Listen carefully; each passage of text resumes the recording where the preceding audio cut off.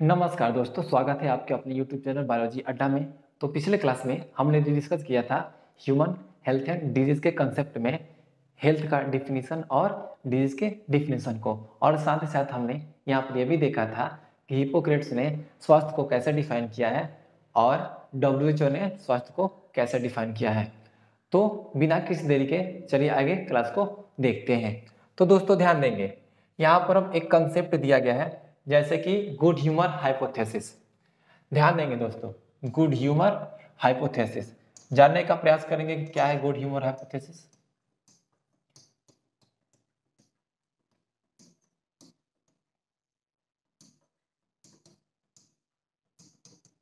Good humour hypothesis, तो दोस्तों देखेंगे गुड ह्यूमर हाइपोथेसिस को देने वाले वैज्ञानिक हैं जिनका नाम है हिप्पोक्रेट्स। अब ये हिप्पोक्रेट्स ने जो कंसेप्ट दिया था उसको हमने आपको ऑलरेडी पिछले लेक्चर में बताया है कि इन्होंने कंसेप्ट दिया था कि शरीर में कुछ खास प्रकार के ह्यूमर पाए जाते हैं जिनमें अगर बैलेंस बनी रहती है तो व्यक्ति स्वस्थ होता है और बैलेंस अगर बिगड़ जाती है तो व्यक्ति अस्वस्थ हो जाता है। तो वही कंसेप्ट है गुड ह्यूमर हाइपोथेसिस। बट यहाँ पे ध्यान देंगे, एक साइंटिस्ट हैं जिन्होंने क्या किया, गुड ह्यूमर हाइपोथेसिस को डिस्कार्ड कर दिया, डिसप्रूव कर दिया, जिन्हें आप विलियम हार्वे के नाम से जानते हैं। तो विलियम हार्वे ने क्या किया, गुड ह्यूमर हाइपोथेसिस को डिसप्रूव कर दिया।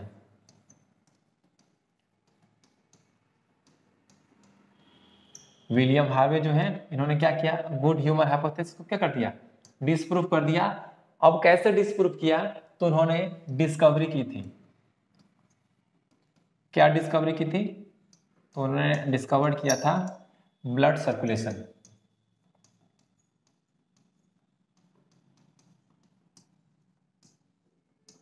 आप देखिएगा दोस्तों, ब्लड सर्कुलेशन की डिस्कवरी की और उन्होंने बहुत सारे लोगों पर एक्सपेरिमेंट किया और ये जानने का प्रयास किया कि उनके शरीर का तापमान कितना है। बट देखिएगा संयोगवश हुआ यही कि उन्होंने बहुत सारे लोग पे जो एक्सपेरिमेंट किया तब उन्होंने पाया कि लगभग जो है 36 से 37 डिग्री सेल्सियस तापमान सभी लोगों का था। यानी जो टेम्परेचर था 36 से लेके 37 डिग्री सेल्सियस तक था। तो हुआ यही कि इन्होंने इस कंसेप्ट के आधार पर गुड ह्यूमर हाइपोथेसिस को क्या कर दिया, डिस्कार्ड कर दिया, क्योंकि इसका मानना था कि जिसमें ब्लैक बाइल ज्यादा होगा उसका बॉडी टेम्परेचर अधिक होगा और उसे फीवर होगा। बट यहाँ पे तो हमने देखा कि सभी लोग का जो बॉडी टेम्परेचर है वो 36 से 37 ही पाया जाता है। ओके दोस्तों, अब हम बात करते हैं नेक्स्ट।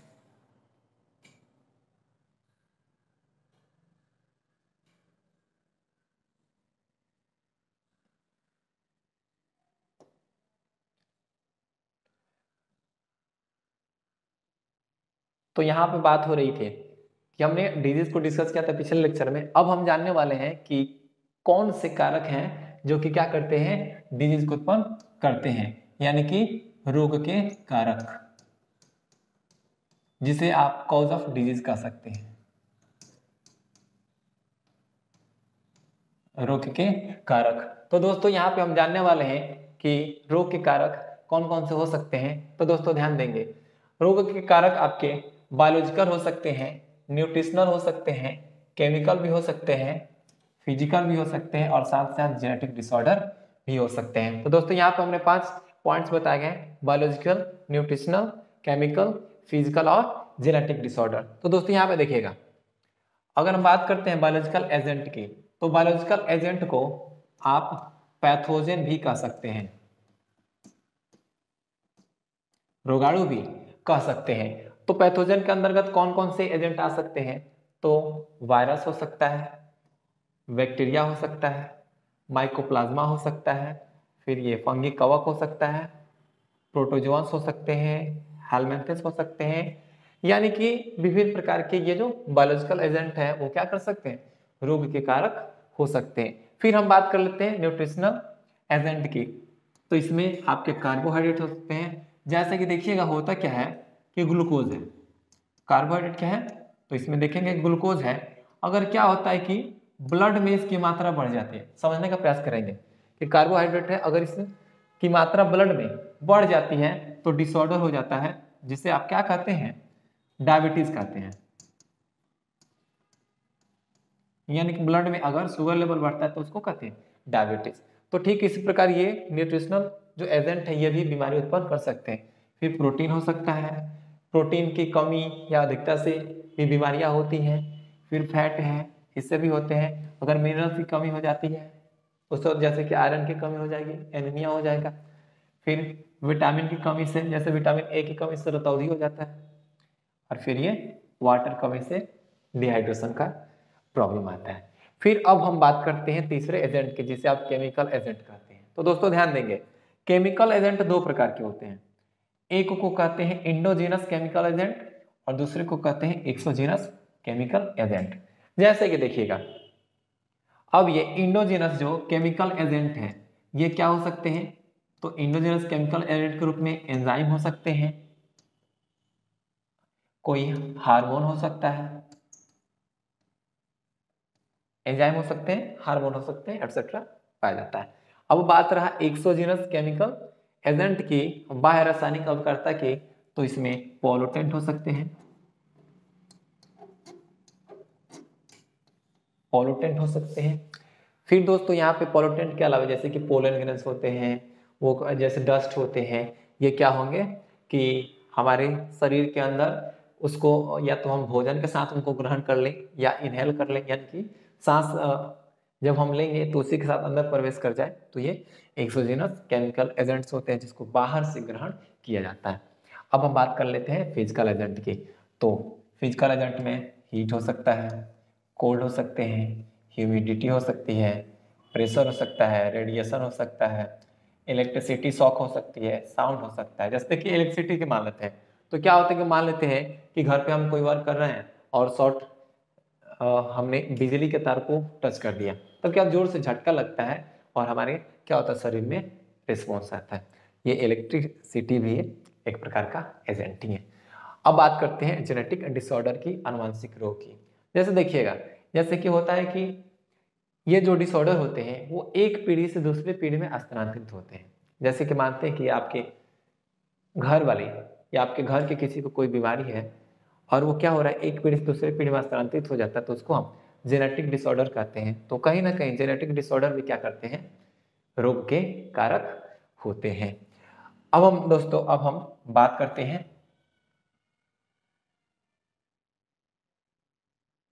देखिए दोस्तों, अब यहां पर रहा टाइप ऑफ डिजीज, जिसको हमने पिछले लेक्चर में भी डिस्कस किया था, बट हमने वहां पर इन सभी डिजीज को डिस्कस किया था, बट इसके डिफिनीशन को हमने नहीं बताया था। तो आज हम इसके डिफिनीशन को जानेंगे। तो दोस्तों ध्यान दीजिएगा, अगर हम बात करते हैं डिजीज के, तो देखिए ह्यूमन डिजीज जो है इसको हम दो ब्रॉड कैटेगरी में बांटे थे।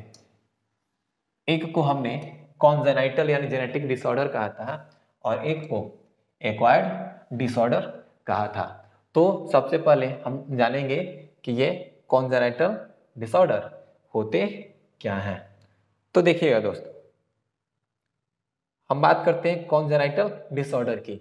बहुत ही सिंपल है, जैसे कि मानते हैं कि एक व्यक्ति है और ये उसका बर्थ हुआ और बर्थ से ही उसे कोई बीमारी है। तो दोस्तों यहाँ पर कॉन्जेनाइटल डिसऑर्डर को हम जेनेटिक डिसऑर्डर कहते हैं।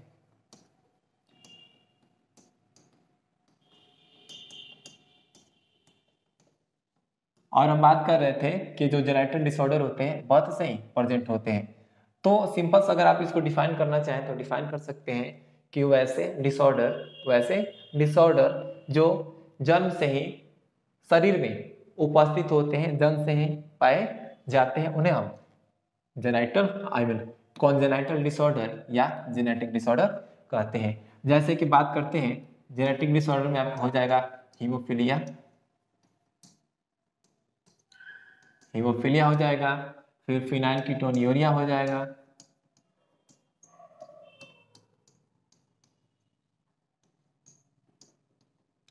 तो दोस्तों हीमोफीलिया फिनाइलकीटोन्यूरिया के बारे में ऑलरेडी हमने जेनेटिक्स वाले चैप्टर में डिस्कस किया था। वहां पर हमने हीमोफीलिया और फिनाइलकीटोन्यूरिया को देखे थे। अब बात रहा ये एक्वायर्ड डिसऑर्डर की। तो दोस्तों एक्वायर्ड डिसऑर्डर किसे कहेंगे? तो एक्वायर्ड डिसऑर्डर का मतलब देखिएगा, एक्वायर्ड को हम हिंदी में कहते हैं उपार्जित।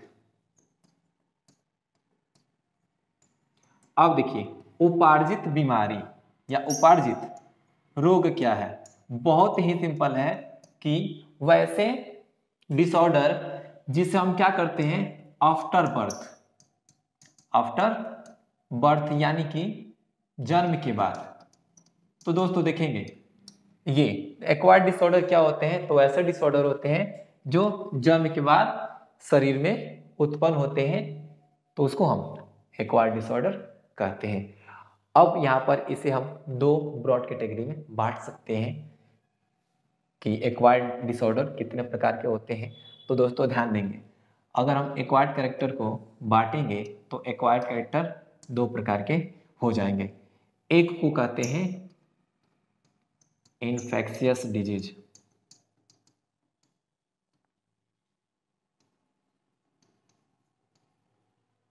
इन्फेक्शियस डिजीज,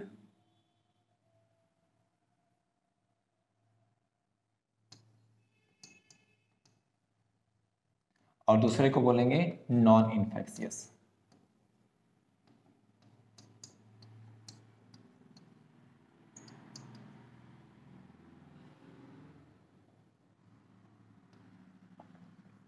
तो दोस्तों देखिए, एक है इन्फेक्शियस डिजीज और दूसरा है नॉन इन्फेक्शियस डिजीज।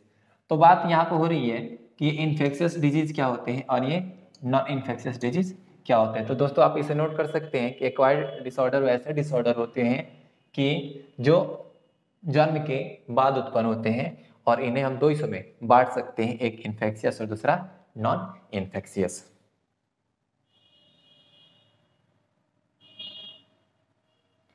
अब बात करते हैं दोस्तों ये इन्फेक्शियस डिजीज क्या होते हैं। तो बहुत ही सिंपल है, इन्फेक्शियस डिजीज, इन्फेक्शियस डिजीज को हम कम्युनिकेबल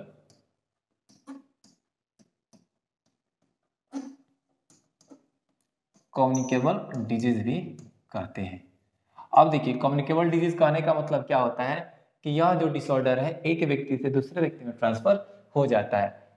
ठीक है, तो यहाँ पे इन्फेक्शियस डिजीज को उत्पन्न कौन करेंगे? तो ध्यान दीजिएगा कि वैसे डिसऑर्डर जो पैथोजन के कारण होते हैं, रोगाणुओं के कारण होते हैं, उन्हें हम इन्फेक्शियस डिजीज कहते हैं।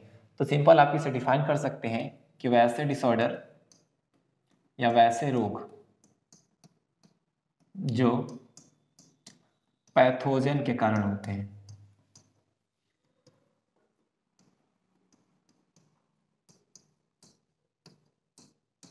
के कारण होते हैं, वैसे रोग जो पैथोजन के कारण होते हैं उन्हें हम इन्फेक्शियस डिजीज कहते हैं। और दोस्तों ये जो इन्फेक्शियस डिजीज है वो क्या हो सकता है कि एक व्यक्ति से, जैसे मानते हैं कि यहाँ पर एक व्यक्ति है और फिर यहाँ पर एक व्यक्ति है,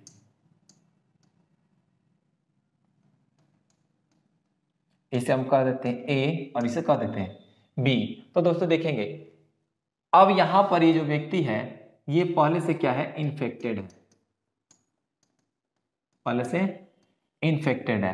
तो अगर ये पहले से इन्फेक्टेड है तो अगर इसमें जो बीमारी है वो ट्रांसफर हो रहा है बी को, ट्रांसफर हो रहा है बी को, तो ये जो बीमारी होगा वो होगा इन्फेक्शियस। मतलब कि वैसे डिसऑर्डर जो पैथोजन के कारण होते हैं और एक व्यक्ति से दूसरे व्यक्ति में स्थानांतरित हो जाते हैं, उसे ही हम क्या कहते हैं, इन्फेक्शियस डिजीज कहते हैं। जैसे कि ध्यान दीजिएगा टीबी,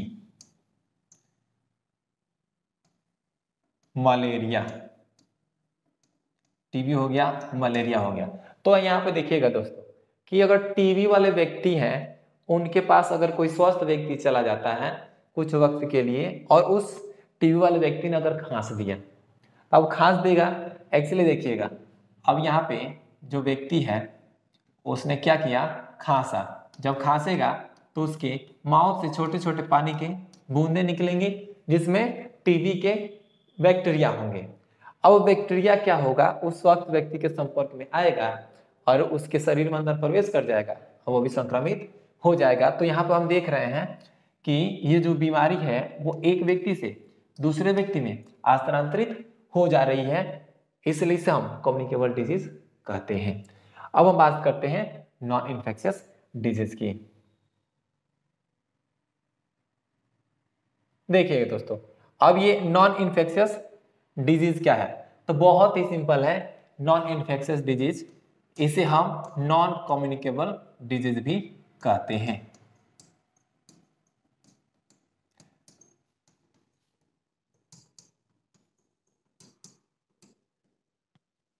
नॉन कम्युनिकेबल डिजीज, तो दोस्तों नॉन कम्युनिकेबल डिजीज का मतलब होता है कि वैसे रोग जो एक व्यक्ति से दूसरे व्यक्ति में ट्रांसफर नहीं होते हैं, जिसको हमने आपको पिछले स्लाइड में बताया था।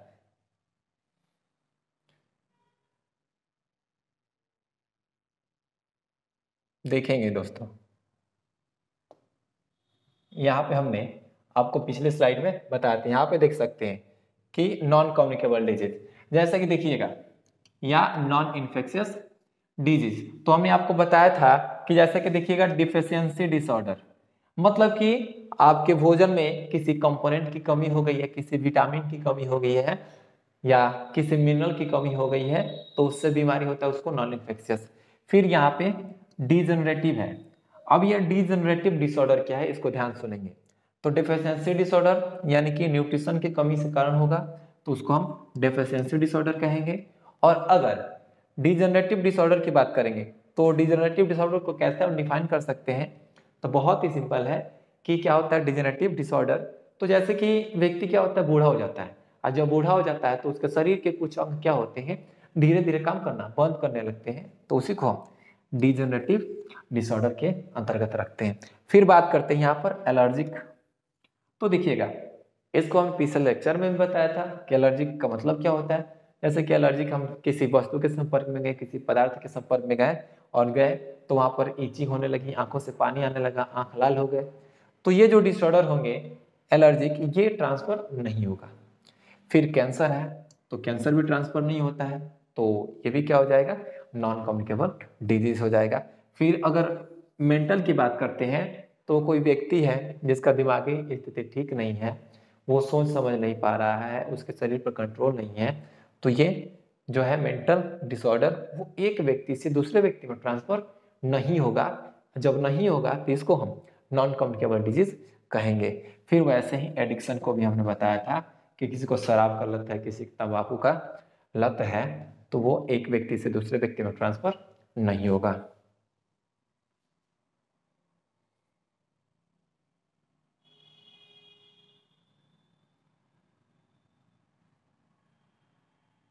तो दोस्तों, आज के क्लास में हमने देखा कि क्या होते हैं कॉन्जेनाइटल डिसऑर्डर, क्या होते हैं आपके एक्वायर्ड डिसऑर्डर, क्या होता है नॉन इन्फेक्शियस डिजीज, क्या होता है इन्फेक्शियस डिजीज, क्या होते हैं कॉज ऑफ डिजीज।